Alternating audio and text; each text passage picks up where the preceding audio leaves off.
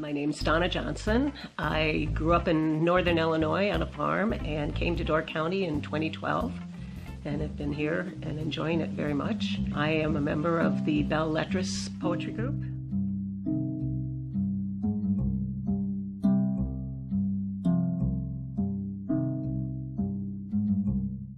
Well, I actually had a poem published in a high school anthology, or an anthology of high school students' poems.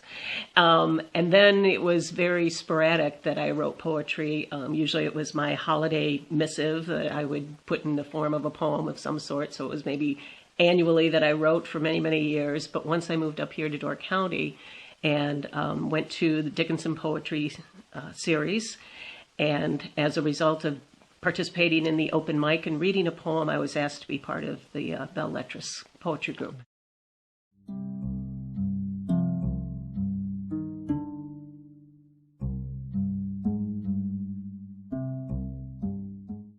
Well, as far as poets, my inspiration comes from Mary Oliver, and then primarily the poets that are up here in Door County. They are amazing, really, and there are so many, and they're so willing to share their wealth of poetry. And even the students up here, the Dickinson Poetry Series always does February as a month where student poets are featured and read their poems.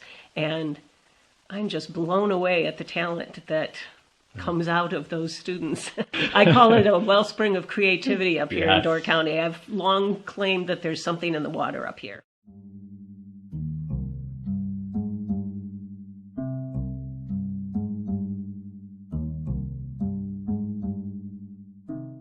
A few items besides the high school piece. When I first came up here, Right On Door County was just getting started.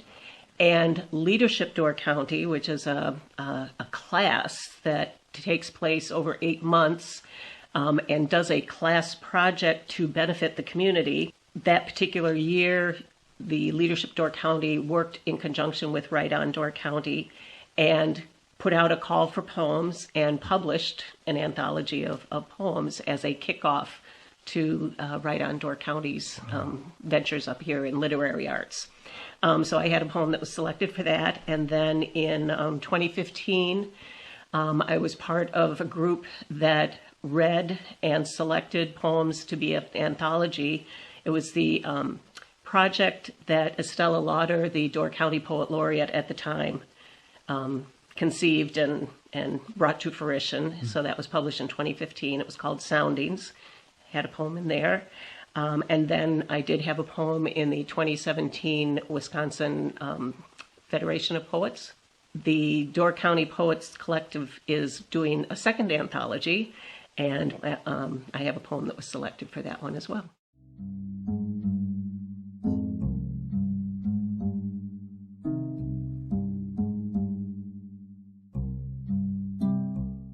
Maybe eventually a chapbook, but I don't have any grand aspirations for myself.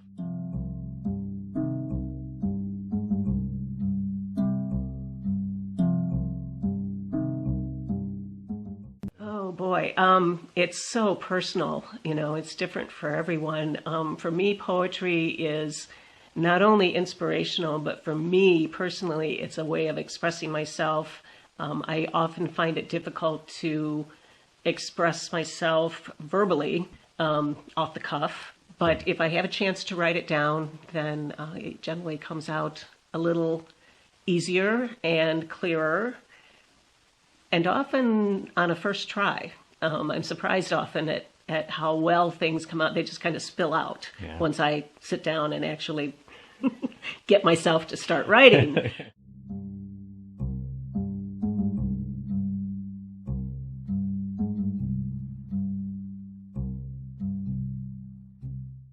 I sometimes write things down just on little slips of paper that I can find. Sometimes on my phone I have a notes section and I'll put in a line or phrase or something I've heard that appeals to me that I might use later. And I sometimes rely on what are called angel cards. They're just little cards that have a word, gratitude or inspiration or compassion, whatever. I'll select a couple of those and see if something hits me that day that, produces a poem.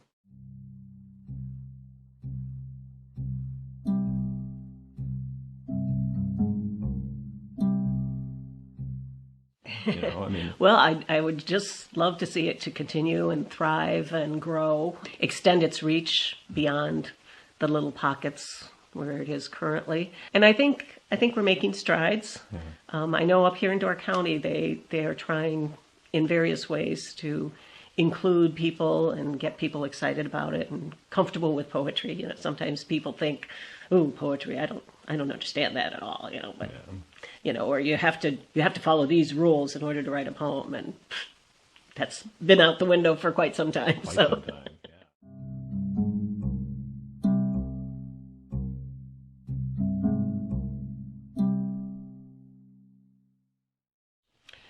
This is called One Drop.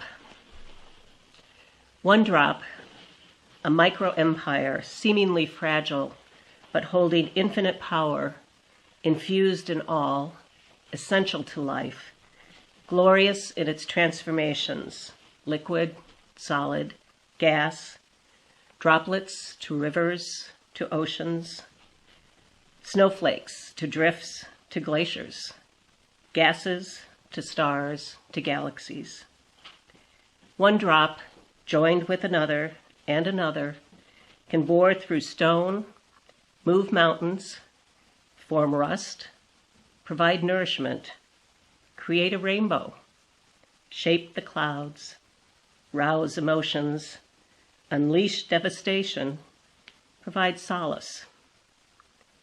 One drop held sacred in all world beliefs from the beginning of time, used to cleanse, purify, heal, revered, feared, deified, an unpredictable force capable of uniting, separating, transforming, annihilating, transporting, stopping, inciting war, inspiring peace. One drop, instructional, inspirational. May we be like drops, each unique, influential, joining forces, forming ripples, building waves, creating a tsunami of change. May we celebrate water, preserve this life force, uniting us as one drop. Do you remember what inspired that? Yes, I went to a presentation by the Door County Land Trust, Crossroads, and Right On Door County that was celebrating water. And all of these, there were 10 or 12 poets, or presenters actually, not just poets, who gave a presentation that combined visual images, so a slideshow, and either writing or a poem that they read during this an allotted time period. And they were also inspirational that I went home and the next morning wrote this poem because it inspired me so much. The other one I have is called Tapestry. At age 18, we set out to create our own paths, taking bits and pieces of a life, each holding a memory or sentiment, stretching back decades or generations, weaving a tapestry with one end not yet finished. Each year, wefting back and forth, adding new threads, new colors, sometimes the shuttle flying, sometimes having to stop to correct a mistake or address unexpected consequences, painfully taking out a portion that was not right, not meant to be. As the tapestry grows, we should be diligent in sifting out debris, letting go of things no longer useful before it gets too heavy, weighing us down. Instead, keep it light, flowing, easily portable, so that the work can be on display a tribute to a rich and colorful life, until the day the loom and shuttle become still, the tapestry finished.